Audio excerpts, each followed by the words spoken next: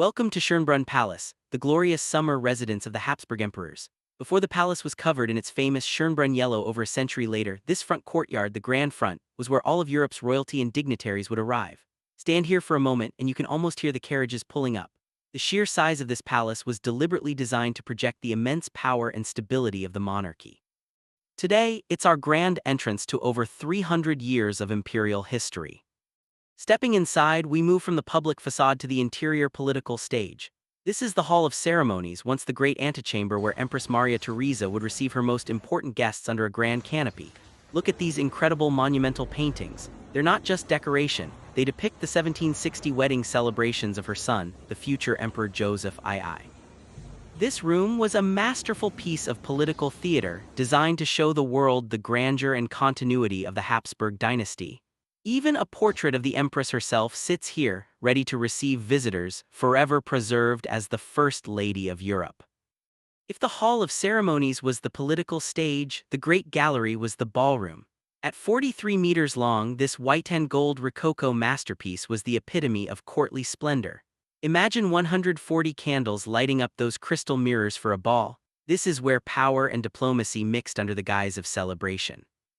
It was also the site of one of the 20th century's most important meetings, the 1961 summit between U.S. President John F. Kennedy and Soviet Premier Nikita Khrushchev. Now we leave the ceremonial wing and enter the more private world of Maria Theresa. In her time, rooms like this yellow salon or powder room were places for private audiences and daily routine. The yellow color scheme is much calmer than the ceremonial halls. Notice the portraits of children here, a glimpse into the Empress's family life. She had 16 children, and this room helps us see her not just as a ruler, but as a mother managing a huge family and an entire empire.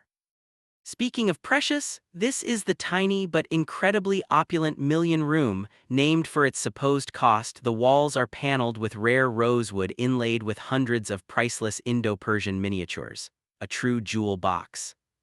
Moving through the centuries, we enter the apartments of Empress Elisabeth, better known as Sisi. Her world was a stark contrast to Maria Theresa's. Her rooms reflect her unconventional nature, a private space for a deeply private empress.